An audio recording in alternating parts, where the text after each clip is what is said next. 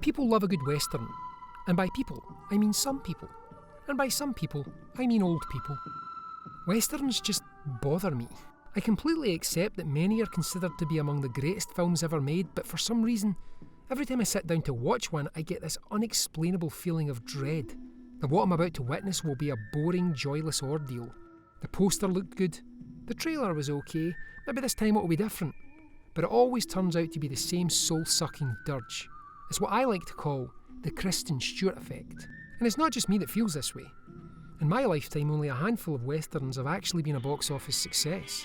Even then, that was probably more to do with who was directing them as opposed to some sudden resurgence in everyone's desire to watch grizzled middle-aged men with half their teeth missing, abusing prostitutes and shitting outdoors.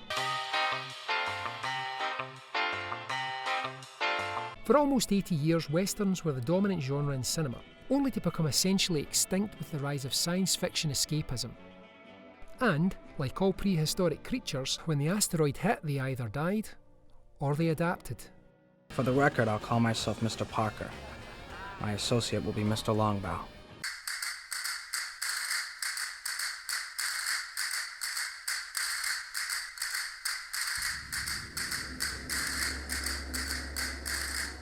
Released in the year 2000, The Way of the Gun was written and directed by Christopher McQuarrie and tells the story of two criminal drifters in search of the fabled Big Score. When they learn that a pregnant woman is carrying the surrogate child of a millionaire, they devise a plan to kidnap her and hold the child for ransom.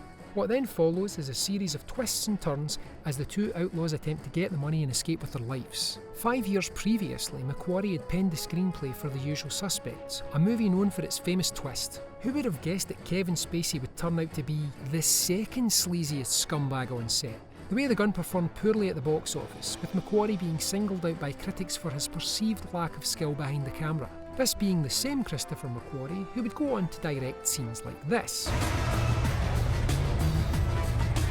And this. And this.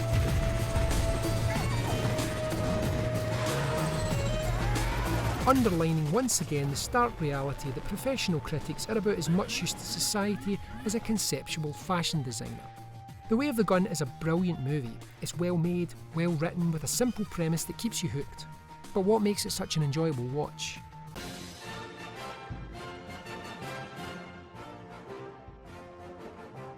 Neo-westerns are westerns for people who don't like westerns. Usually they have a contemporary setting but use all the same tropes of a typical western story. This makes them more accessible to a modern audience because, you know, they have car chases and stuff. When cinema was first established as an art form, the western was very appealing because it was exciting. The stories would often involve a bleak, untamed wilderness only the bravest men would dare to explore.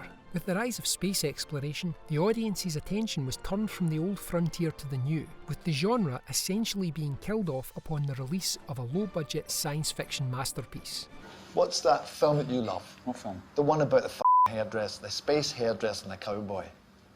The guy's, he's got a tinfoil pal and a pedal bin. His father's a robot and his sister.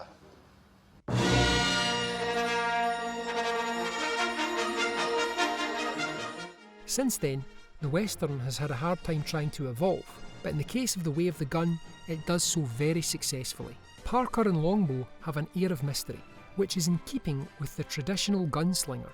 We don't know their real names, where they come from, or how they met. A bit like two other characters from Grandad's VHS collection.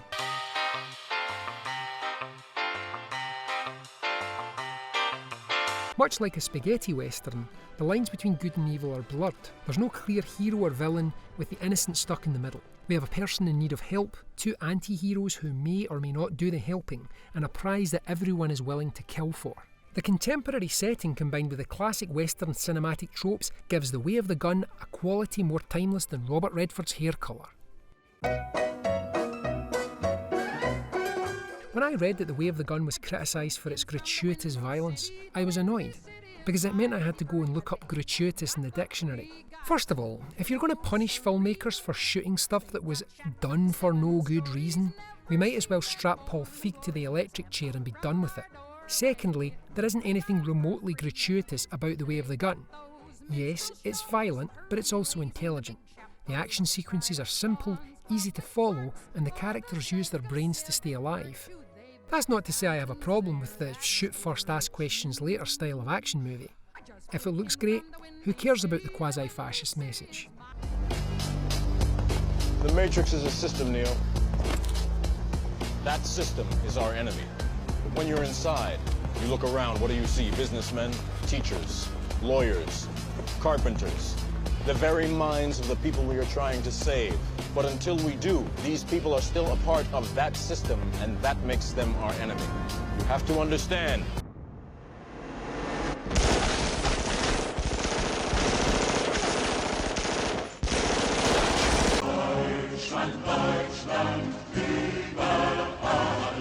The Way of the Gun has brilliant set pieces, from the unusual car chases to the final standoff. Having watched the movie back, it wouldn't surprise me if Breaking Bad creator Vince Gilligan is a fan, because there's so much about it that reminds me of that show. You've got two likeable anti-heroes trying to make a fast buck, a charismatic bagman, two lethal enforcers, a story that takes place close to the Mexican border, and, weirdly, a pregnant woman.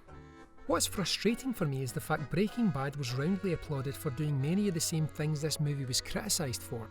McQuarrie has carried this instinct for clever, well thought out progressive action into his recent work. So much so that it's now pretty much considered to be the gold standard to which all other action movie directors aspire. Of course, it probably helps when your leading man is a mentally unstable thrill junkie determined to kill himself in the most elaborate way possible, but still, credit where it's due.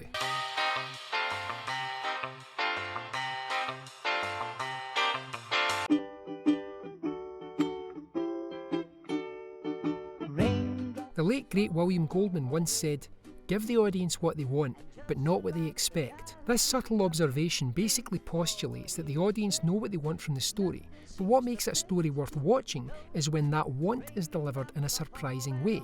And even though this premise has been catastrophically misunderstood from time to time, it's as true today as it was when Goldman first said it. The Way of the Gun has a straightforward narrative, but it keeps you guessing all the way to a finale that only feels inevitable once you've reached it. Questions roll around your head throughout. What will happen to the baby?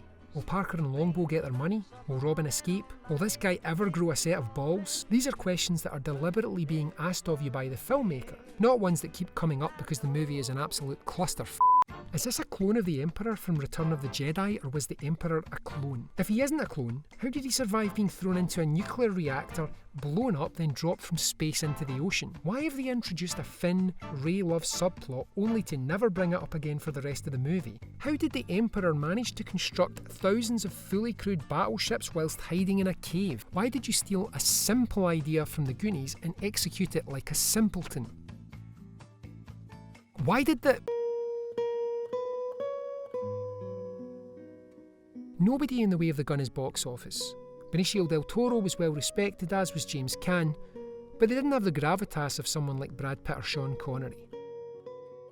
Ryan Philippe was a rising star at the time, but his fan base were mainly teenage girls who probably didn't like the idea of watching their crush savagely punching women in the face. Philippe was trying to reinvent himself, and all credit to him for trying, but this movie was never going to appeal to the sort of market where he'd previously found favour.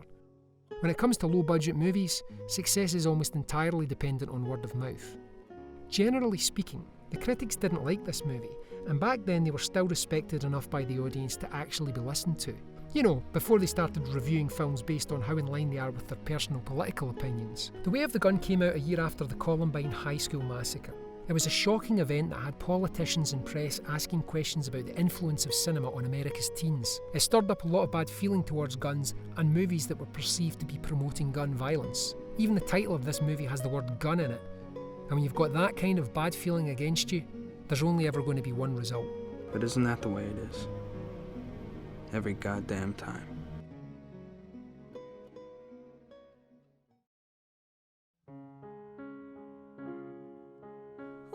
It's ironic that The Way of the Gun, a film set in the wilderness of what was once the Old West, was to be the catalyst in Christopher McQuarrie's wilderness period. After the film flopped, McQuarrie didn't work again for 8 years before sending out the cinematic equivalent of a bat signal. Ah! Help Macquarie's continuing collaborations with Cruise have proven to be extremely fruitful, and cinema is all the better for it. 20 years on, the quality of The Way of the Gun still shines through, mainly because of the strength of its script, direction, and its reliance on classic Western story devices. Even if the genre is all but dead and buried, its spirit lives on, which forces me to admit that maybe, just maybe, Westerns aren't that boring after all.